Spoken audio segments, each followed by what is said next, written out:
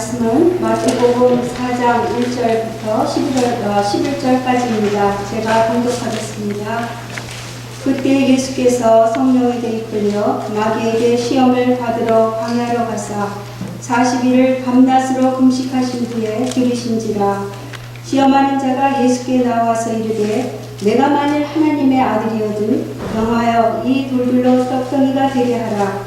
예수께서 대답하여 이르시되 기록되었을 때 사람이 떡으로만 살 것이 아니요 하나님의 입으로부터 나오는 모든 말씀으로 살 것이라 하였느니라 하시니, 이에 마귀가 예수를 거룩한 성으로 데려다가 성전 꼭대기에 세우고 이르되 내가 만일 하나님의 아들이거든 뛰어내리라. 기록되었을 때 그가 너를 위하여 그의 사자들을 명하시리니 그들이 손으로 너를 받들어 발이 돌에 부딪히지 않게 하리로다 하였느니라. 예수께서 이르시되 또 기록되었을 때 주 너의 하나님을 시험하지 말라 하였느니라 하시니, 마귀가 또 그를 데리고 지극히 높은 산으로 가서 천하 만국과 그 영광을 보여 이르되 만일 내게 엎드려 경배하면 이 모든 것을 내게 주리라. 이에 예수께서 말씀하시되 사탄아 물러가라. 기록되었을 때 주 너의 하나님께 경배하고 다만 그를 섬기라 하였느니라. 이에 마귀는 예수를 떠나고 천사들이 나와서 수종드니라. 아멘. 영화 얘기부터 하나 좀 드리려고 합니다. 지난주 중에 본 영화가 하나 있는데요. 더 뚝띠라고 하는, 혹시 영화 보시는 분이 계신가요? 책도둑이라고 하는 영화. 참 재밌게 봤어요. 제 2번 봤거든요. 뭐 집에서 다운받아서 보는 거니까 2번 영화를 제가 살펴봤는데, 어떤 내용이냐면 2차 대전 일어날 때 독일에서 있었던 것 같은 일이에요. 독일의 헤븐 스트리트라고 하는 작은 마을에서 벌어지는 일인데요. 엄마와 함께 또 어린 남동생과 함께 기차를 타고 어디론가 여행하던 한 소녀가 주인공이에요. 이름은 리젤이라고 하는 이 소녀인데요. 기차를 타고 가다가 갑자기 그 남동생이 죽어버려요. 그래서 어머니가 아이를 키우지 못하고 이 리젤을 다른 집으로 입양을 하게 되는데요. 새 집에 가보니까 그 엄마는 아주 쌍욕이에요.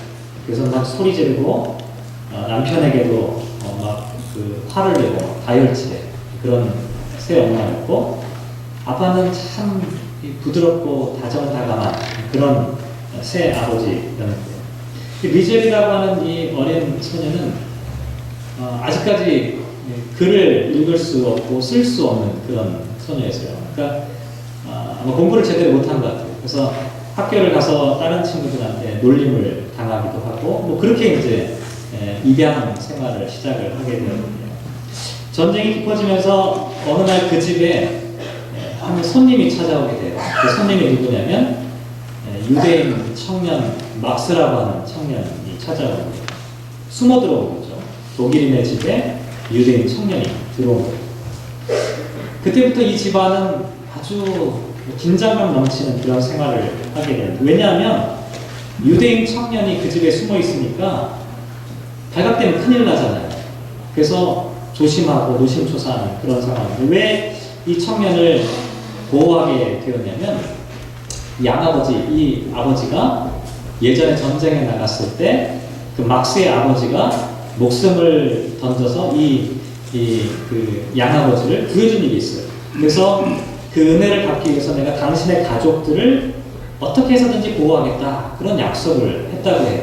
그래서 그 청년 막스가 왔을 때 그 청년을 집에다가 숨겨주게 되는데, 이 리젤이라고 하는 이 여자아이가 그 새 아버지에게 가서 글을 하나 배우는 재미를 얻게 돼요. 그래서 이제 책 읽는 것도 배우고, 그러면서 막 책에 막 빠져들기 시작합니다. 그런데 그때 당시 독일에 어떤 상황이 있었냐면, 모든 백성들을 전쟁에 동원하기 위해서 불온서적이나 뭐 이런 것들을 다 차단하는 그런 뭐 벌기대회 같은 것들을 막 하게 돼요.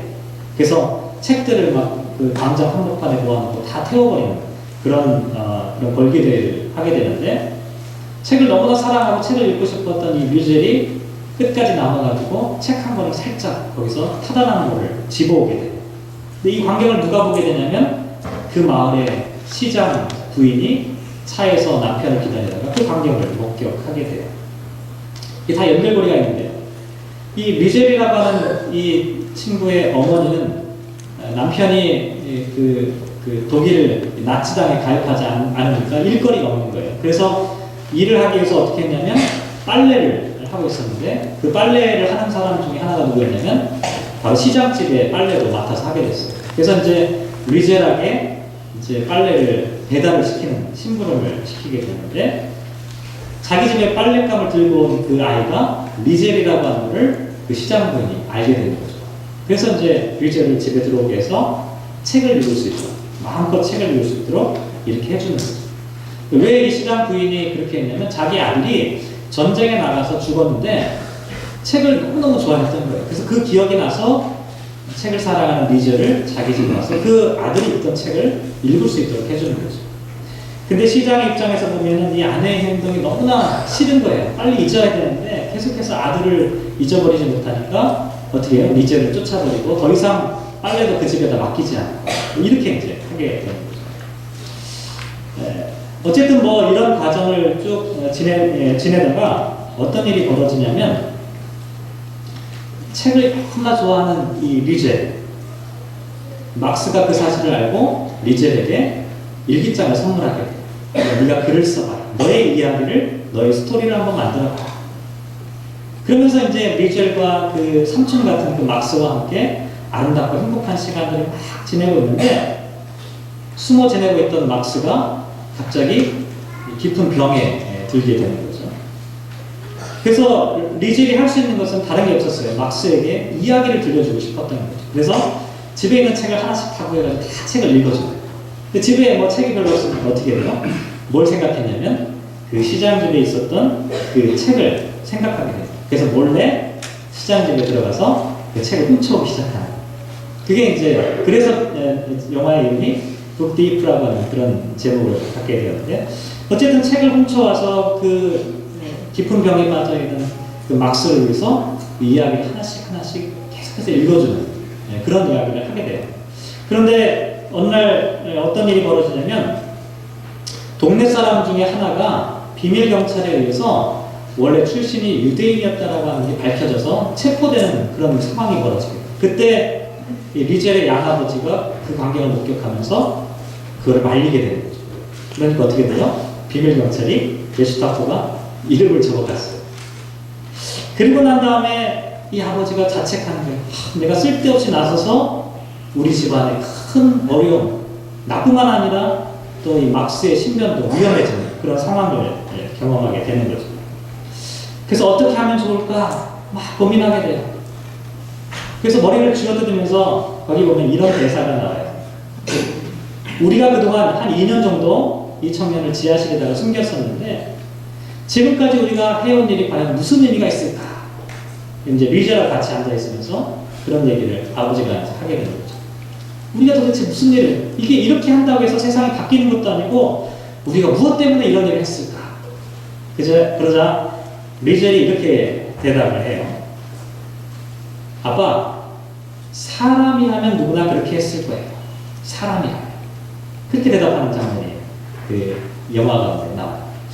제가 영화를 보면서 그 대사가 참 인상적이었어요.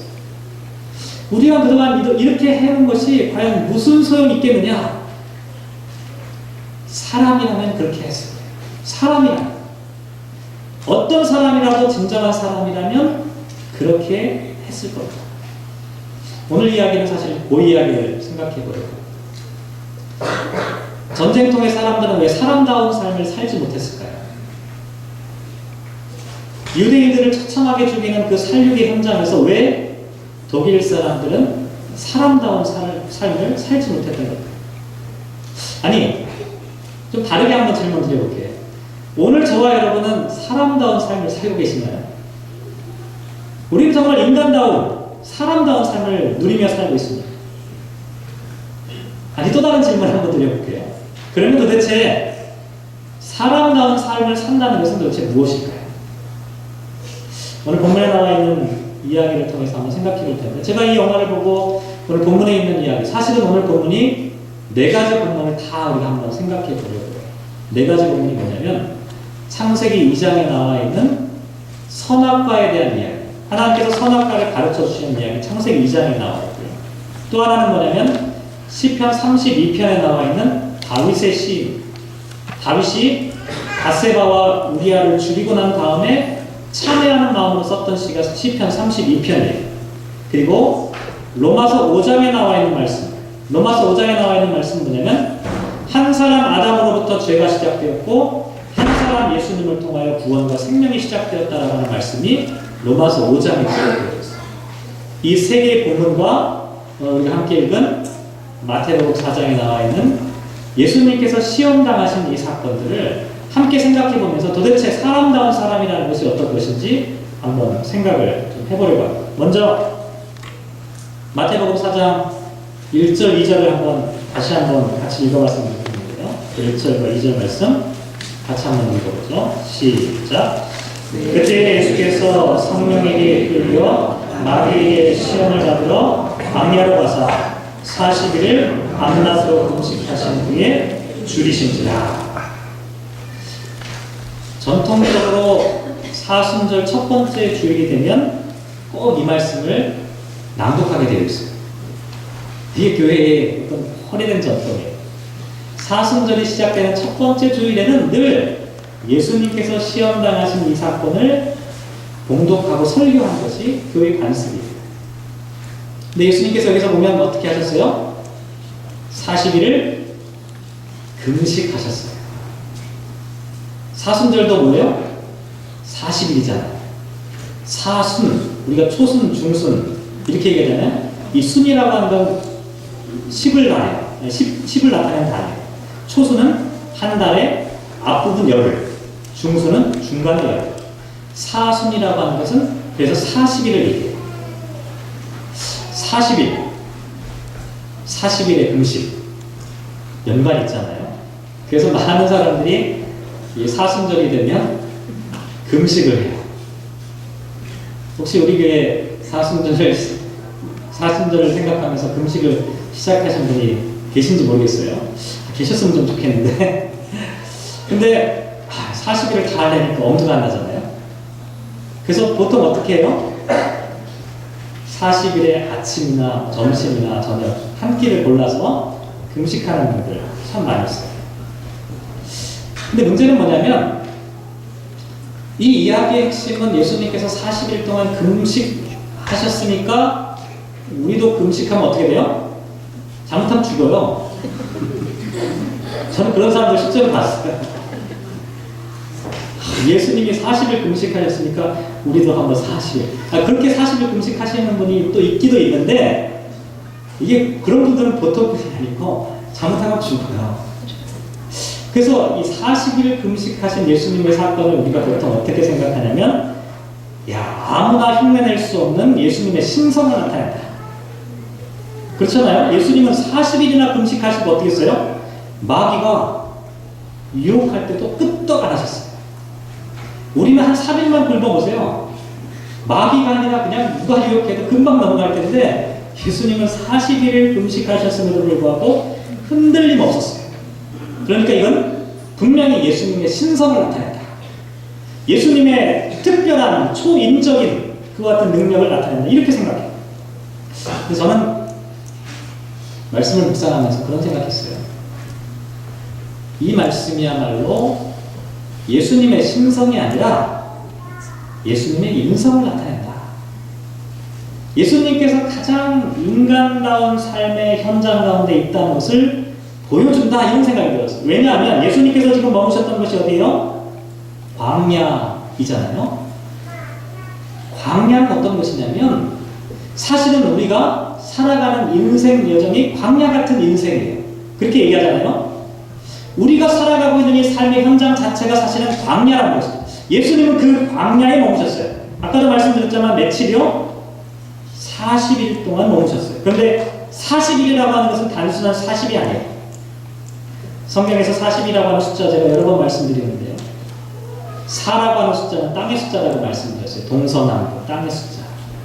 그리고 10이라고 하는 것은 열이라고 하는 것은 완전하고 충분한 숫자라고 말씀을 드렸어요. 40일이라고 성경에서 40일이라고 하는 이 표현들은 뭐냐면 이 땅에서 머무는 충분하고도 충족된 시간을 의미한다라고 말씀을 드릴 수가 있어요. 이스라엘 백성들이 40년 동안 광야를 헤맸잖아요. 그것은 이스라엘 백성들이 광야에 머물러 있을 만큼 충분한 시간을 머물러 있다는 것을 나타내는 그와 같은 표현이라는 거예요. 예수님께서 40일을 광야에 머무셨다는 것은 광야의 삶을 충분히 완성적으로 경험하셨다는 것을 의미하고 있다는 것이죠. 그런데 그곳에서 예수님은 어떠셨어요? 40일을 금식하신 후에 줄이셨다 이렇게 말씀합니다. 만약에 예수님의 신성을 나타내는 표현이라고 하면 예수님은 40일 금식하신 후에도 굶주리지 않으셔야 해요. 그런데 예수님은 광야에서 우리들이 살아가는 그 삶의 현장에서 인생 나그네 여정에서 굶주림을 경험하셨다 이렇게 말씀하고 있다는 것이죠. 예수님은 인간의 조건과 인간의 삶의 형편과 똑같은 환경과 처지에서 우리와 똑같은 모습으로 예수님이 살아가고 계셨다라고 하는 것을 보여주기 위한 표현이었다는 것이죠. 그런데 중요한 건 뭐냐면 많은 사람들은 광야를 살아가면서 인간의 인간됨을 상실한다는 것. 그런데 예수님은 그 인생 여정의 광야길 가운데서도 인간됨을 상실하지 않았다는 거예요. 이게 중요한 부분이에요. 도대체 예수님은 어떻게 인간됨을 상실하지 않을 수 있었을까? 그 이유를 오늘 찾아보려고 하는 거예요. 3절 말씀 한번 볼까요? 3절 같이 읽어볼게요. 시작. 시험하는 자가 예수께 나와서 이르되 내가 만일 하나님의 아들이거든 명하여 이 돌들로 떡덩이가 되게 하라. 제가 이 첫 번째 이 시험을 창세기에서 아담이 받았던 이 시험과 똑같은 시험이다 이런 생각을 해보게 돼요. 왜냐하면 둘 다 무엇을 먹을까 무엇을 먹지 말까에 대한 문제, 먹는 문제를 얘기하고 있어요.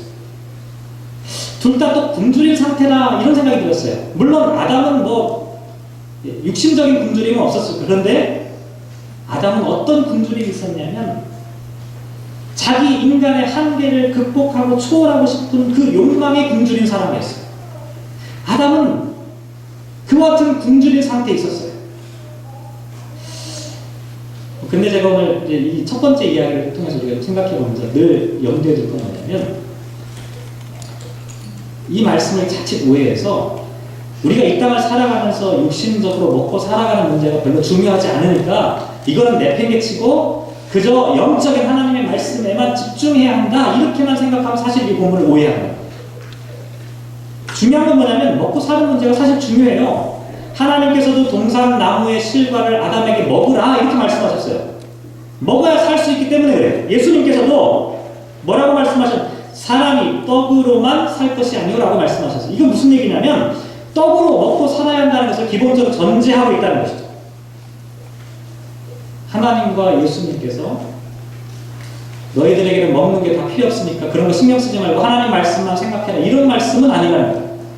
우리가 기본적으로 먹고 살아야 되는 삶의 필요성이 있다는 것을 하나님도 인식하고 인정하고 전제하고 있다는 것이죠.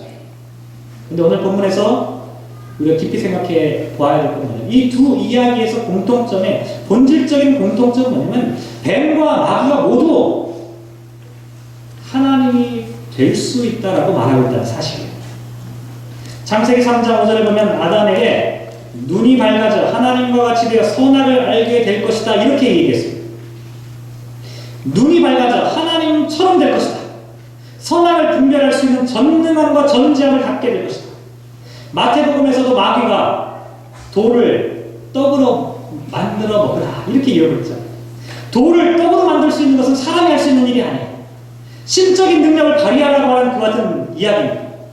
예수님을 향해 하나님이 되라라고 얘기하는 거예요. 하나님 같은 사람이 되라 이렇게 마귀가 유혹한 거예요. 그런데 문제는 뭐냐면 뱀과 마귀가 말했던 그 삶은 하나님처럼 되기는커녕 인간다운 삶을 잃어버리게 하는 것이었다는 것입니다. 왜냐하면 앞에서도 말씀드린 대로 40일이라고 하는 이 시간이 인간이 이 땅에서 살아가는 삶의 전체라고 한번 생각해 보세요. 그러면 마귀는 예수님으로 하여금 어떻게 말씀하냐면 너는 평생 먹는 문제, 어떻게 하면 돌을 떡으로 만들 궁리만 하며 살아라 라고 하는 것과 똑같다는 거예요. 오늘 이 문제를 끝내고 내일은 다른 문제를 생각하는 것이 아니라 인생 전체, 40일이라고 하는 인생 전체를 온통 돌을 떡으로 만드는 문제에만 집착하며 살아라 라고 하는 것이 마귀의 유혹의 본질이었다는 것이죠. 창세기에서 아담이 받은 시험도 역시 마찬가지예요. 선악과를 먹은 다음에 인간이 알게 된 것은 뭐였습니까? 인간이 깨달은 지식은 뭐였습니까? 자기 자신의 부끄러운 모습을 깨닫는 것뿐이었어요. 낙원에서 추방되어서 평생 동안 이마에 땀을 흘리며 살아가야 하는 그와 같은 삶을 살게 되었어요. 하나님과의 관계가 단절되고 하나님의 은총으로부터 벗어난 삶을 살아갈 수밖에 없었어요. 하나님과의 관계가 끊어진 인간이 바로 인간성을 상실한 인간이에요. 뱀은 아담에게 하나님처럼 될 것이라고 유혹했지만 결과는 뭐였습니까? 인간성조차도, 하나님이 창조하신 창조적 인간성조차도 지키지 못하고 상실해버리게 되었다는 것이죠. 예수님도 똑같은 유혹을 받았다는 거예요. 먹고 사는 문제에만 집착하며 돌을 떡으로 만드는 기술만 연마하라 라고 하는 것이 마귀의 유혹이었다는 거예요. 그런데 예수님은 뭐라고 말씀하셨냐면 참된 인간이 무엇인지를 말씀해 주셨다는 거예요. 인간은 떡으로만 존재하는 사람이 아니다라고 하는 것을 말씀하셨다는 거예요.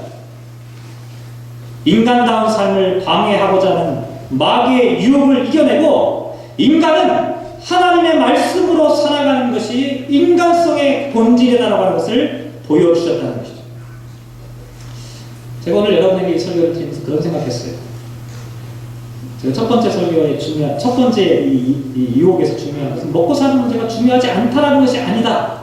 그것도 중요하다. 근데 문제는 뭐냐면 우리의 인생을 살아가면서 늘 이 문제만 집착하며 살아가도록 하는 것이 마귀의 유혹의 본질이라고 하는 것이죠. 오늘도 이 문제를 고민하고 내일도 고민해요. 평생 동안 그 문제에 매여 살아간다는 것이 나중에 어떻게 됩니까? 죽을 때까지 그 문제만 고민하다가 결국 인생을 마감하게 되는 거예요. 마귀가 우리를 유혹하는 거예요. 돌이 떡이 되게 하라 라고 하는 그 유혹의 본질은 우리로 하여금 영적인 진리를 깨닫지 못하도록 방해하는 것이죠. 우리로 하여금 하나님 나라의 신비 가운데 참여하지 못하도록 눈앞에 보이는 현실적인 육신의 떡만 그것만 집착하며 우리를 살도록 우리의 시선을 빼앗는 그와 같은 효과를 갖고 있다는 것이죠. 이게 인간의 인간성을 파괴하는 것입니다. 예수님은 그 문제에 맞서 싸우십니다. 40일을 금식하셨지만 예수님은 인간됨을 포기하지 않으셨다. 참된 인간이란 무엇이냐? 육신의 떡으로만 살지 않는다는 거예요. 40일을 굶주렸지만 예수님에게는 인간성을 보여줄 수 있는 인간됨을 나타내고 싶은 하나님의 말씀으로 사는 것이 참다운 인간의 모습이라고 하는 것을 선포하시는 그런 장면이 첫 번째 나와 있는 모습이라는 것이죠. 두 번째 셈 한번 생각해 볼까요? 6절 한번 보도록 하겠습니다. 6절 한번 같이 한번 읽어보죠. 시작. 이르되 내가 만일 하나님의 아들이거든 뛰어내리라. 기록되었으되 그가 너를 위하여 그의 사자들을 명하시니 그들이 손으로 너를 받들어 발이 돌에 부딪히지 않게 하리로다 하였느니라. 이 말씀도 창세기에 나와 있는 이 선악과의 이야기와 참 많이 연관되어져 있습니다. 아담이 처음부터 하나님의 말씀에 순종하여 사는 것이 참된 인간의 본질이라는 것을 몰랐던 것이 아니에요. 알고 있었어요. 아담과 하와도 어떻게 사는 것이 제대로 된 인간성인지를 알고 있었어요. 그래서 처음에 선악과 먹어라. 넙죽 받아먹지 않았어요. 처음에 뭐라고 얘기합니까? 창세기 3장 3절에 보면 동산 중앙에 있는 나무의 열매는 하나님의 말씀에 너희는 먹지도 말고 만지지도 말라. 너희가 죽을까 하노라 하셨느냐. 이렇게 대답하고 있어요. 아담과 하와도 하나님의 말씀으로 살아야 하고 그 말씀에 순종하는 것이 인간됨의 본질이라는 것을 알고 있었어요. 그런데 문제는 뭐냐면 아담과 하와의 결정적인 잘못은 하나님의 말씀을 자기 임의대로 변형시켰다라고 하는 사실이에요. 하나님은 분명히 창세기 2장 17절에서 선악을 알게 하는 나무의 열매는 먹지 말라. 내가 먹는 날에는 반드시 죽으리라 이렇게 말씀하셨어요. 그런데 3장에서 하와는 뭐라고 얘기하냐면 하나님께서 말씀하지 않은 만지지도 말라라고 하는 말을 추가했어요. 반드시 죽는다고 말씀하셨는데 죽을지도 모른다 이렇게 그 말씀을 약화시켰어요. 자기 자신은 이미 선악과를 먹기로 작정해놓고 거기에 맞도록 하나님의 말씀을 수정하고 변형한 것이 바로 아담과 하와의 모습이었다는 거죠. 그런데 예수님께 유혹했던 마귀의 유혹도 똑같아요. 오늘 보는 말씀 보면 하나님의 말씀을 인용해요. 이 말씀이 어떤 말씀이냐면 시편 91편 11절 12절에 나와 있는 말씀인데요. 그가 너를 위하여 그의 사자들 명하시니 그들이 손으로 너를 받들어 발이 돌에 부딪히지 않게 할 것이다. 하나님의 말씀 이렇게 말씀되어 있으니까 네가 한번 뛰어내려봐라. 마귀가 인용한 이 시편의 핵심은 하나님께서 택한 백성은 어떠한 환난과 어려움 가운데서도 하나님께서 지키시고 보호하시고 인도하신다는 그 하나님의 능력을 찬양하는 말씀이지, 내가 여기서 한번 뛰어내릴 테니까 하나님 지키시나 안 지키시나 하나님을 내가 한번 테스트해보겠다라고 사용할 수 있는 그와 같은 말씀이 아니었다. 마귀는 하나님의 말씀을 인용하면서 예수님을 유혹하고 있는 거예요. 예수님도 말씀의 왜곡에 동참시키기 위해서입니다. 인간은 자기의 수단을, 자기의 삶의 목적을 이루기 위해서 하나님의 말씀조차도 수단화시킬 때가 참으로 많이 있습니다. 그런데 두 번째 유혹의 본질은 뭐냐면 그때가 바로 인간이 인간성을 상실할 때라는 거예요. 인간이 하나님의 말씀을 수단화시킬 때, 도구로 만들어버릴 때. 그래서 예수님께서 뭐라고 대답하셨습니까? 7절에 인간의 인간됨을 지키기 위해서 예수께서 이르시되 또 기록되었을 때 주 너희 하나님을 시험하지 말라. 사순절 기간 동안에 혹시라도 지난 수요일날 사순절이 시작됐으니까 아무런 결단과 결심을 안 하셨다면 사순절 기간 동안에 한번 결단하고 결심해보는 것도 참 좋습니다. 한 끼 금식이 됐든 요즘은 뭐 그런 것도 많이, 미디어 금식도 많이 하고, 어떤 분은 뭐 다니엘 금식도 하시고, 여러 가지 종류의 금식도 많이 하세요. 다 좋습니다. 어떤 거라도 한번 해보세요. 이 사순절을 그냥 무의미하게 그냥 보내지 마시고, 뭔가 의미 있게 한번 보내보세요. 근데 제가 추천하고 싶은 건 뭐냐면, 무엇을 안 하는 금식이 아니라, 무엇인가를 하는 그와 같은 사순절이 되었으면 좋겠습니다. 이 사순절 기간 동안에 우리는 인간의 인간담을 한번 지켜보는 그와 같은 일들을 해봤으면 좋겠다는 거예요. 그게 뭐냐면 하나님의 말씀을 지키는 겁니다. 하나님의 말씀을 제대로 한번 살펴보는 거예요. 이 사순절 기간에 한번 말씀을 한번 읽어보세요. 말씀을 묵상해보세요. 이 사순절 기간 동안에 하나님의 말씀을 내가 제대로 지키며 준행하며 그 말씀의 본질대로 붙잡고 살아가는 거예요. 어쩌면 이것이 예수님께서 두 번째 시험과 유혹을 이겨냈듯이 우리도 이 사순절을 살아가는 방법이 될 수 있어요. 저와 여러분이 그렇게 한번 살아봤으면 좋겠다는 거죠. 세 번째 시험. 9절 말씀 한번 볼까요? 9절. 같이 한번 읽어보죠. 9절. 읽겠습니다. 시작. 만일 내게 엎드려 경배하면 이 모든 것을 내게 주라. 세 번째 시험은 시편 32편 말씀하고 한번 연관시켜서 생각해 볼까요? 시편 32편 한번 찾아볼까요? 32편 1절. 시편 32편 1절. 제 성경으로 823페이지입니다. 시편 32편 1절 같이 한번 읽어보실까요? 시작.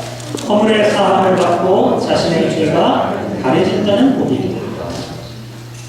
허물의 사함을 받고 자신의 죄가 가려진 자. 이 시가 누구의 시라고 말씀드렸습니까? 다윗의 시입니다. 다윗의 허물과 다윗의 죄가 과연 무엇일까요? 이 이야기를 좀 더 잘 이해하기 위해서 그냥 사무엘 하에 나와 있는 이야기를 좀 보셔야 되는데, 사무엘 하 8장부터 10장까지 나오는 이야기를 보면 어떤 내용이 나왔냐면 다윗이 통일 왕국의 왕이 되었어요. 나라를 이 세상을 평정한 거죠. 왕이 돼가지고 사회적으로, 정치적으로, 종교적으로 여러 가지 면에서 나라가 튼튼한 기반 위에 올라가기 시작하는 이야기가 8장부터 10장까지, 사무엘 8장부터 10장까지 쭉 나와 있어요. 그리고 11장으로 넘어가면 어떤 이야기가 나오냐면 이스라엘이 암몬이라고 하는 나라와 전쟁을 벌이는 장면이 나와 있어요. 이스라엘과 암몬의 전쟁. 그런데 사무엘하 11장 2절 말씀을 보면 어떤 말씀이 나와 있냐면 저녁 때에 다윗이 그의 침상에서 일어났다. 이렇게 되어 있어요. 나라가 지금 전쟁 중에 있어요. 보통 왕은 군사적인 지도자입니다. 이때 당시에. 근데 왕이 지금 어디에 있어요? 전쟁터에 나가 있는 게 아니라 어디 있어요? 그의 침상, 그의 왕궁에서 머물러 있으면서 어떻게 해요? 언제 일어났어요? 저녁에 그의 침상에서 일어났어요. 사무엘하 8장부터 10장까지 다윗은 열심히 살았던 사람이었어요.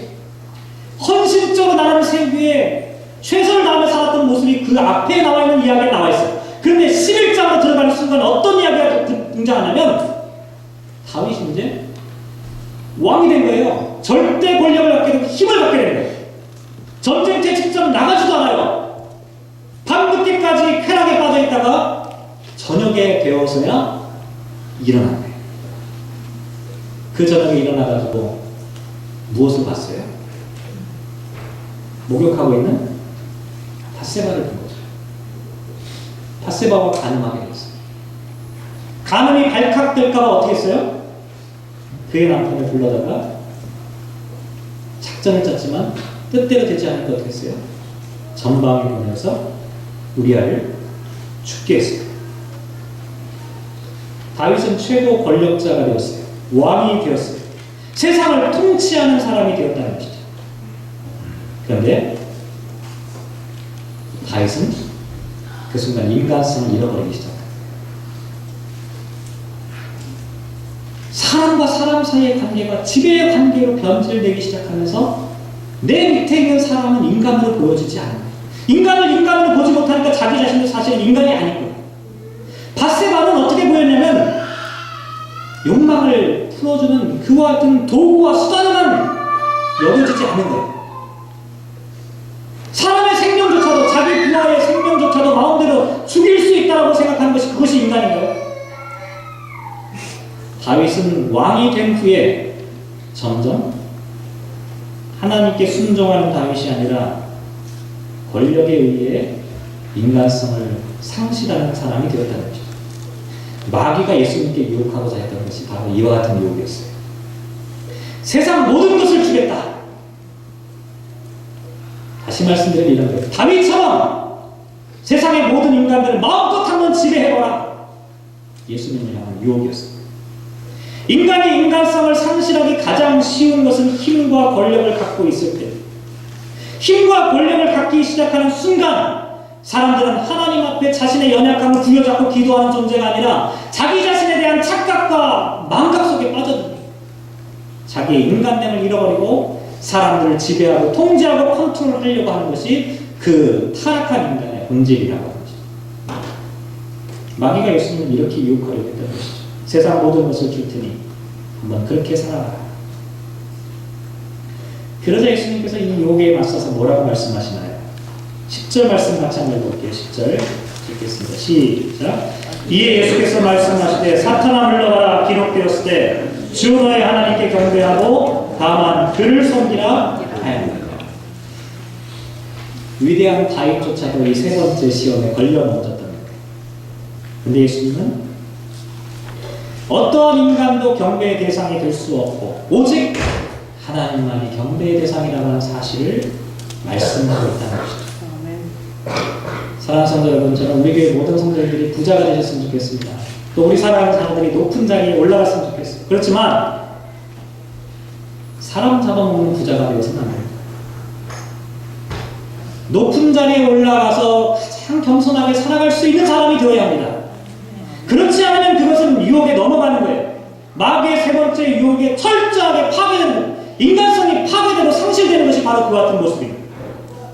사랑하는 성도 여러분, 인간이 인간됨을 지킬 수 있는 것이 무엇인지 아십니까? 하나님만이 경배받으신다라고 하는 사실을 기억하는 인간이야말로 진정한 인간이라는 것을 우리에게 말씀해 주고 있다는 것입니다. 말씀을 마무리하도록 하겠습니다. 우리 성서 일과 다 받는다고 말씀드리지 않은 게 하나 있죠? 로마서 5장 말씀입니다. 로마서 5장 18절, 19절 우리 한번 찾아볼까요? 로마서 5장 18절과 19절 말씀.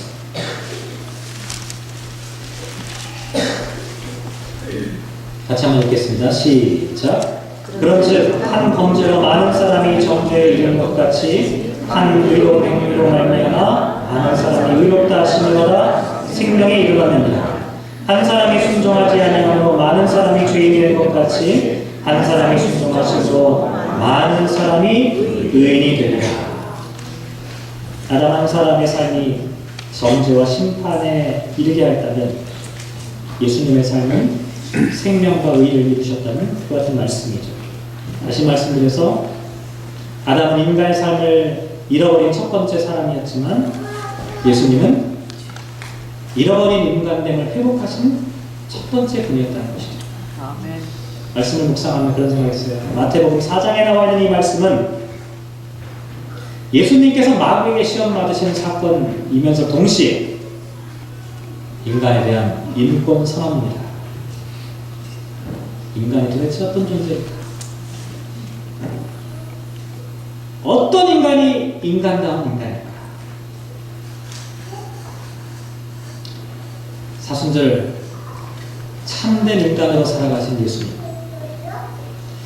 책도둑에 나와 있는 리첼의 대사를 다시 한번 말씀드릴까요? 사람이라면 누구나 그렇게 했을 겁니다.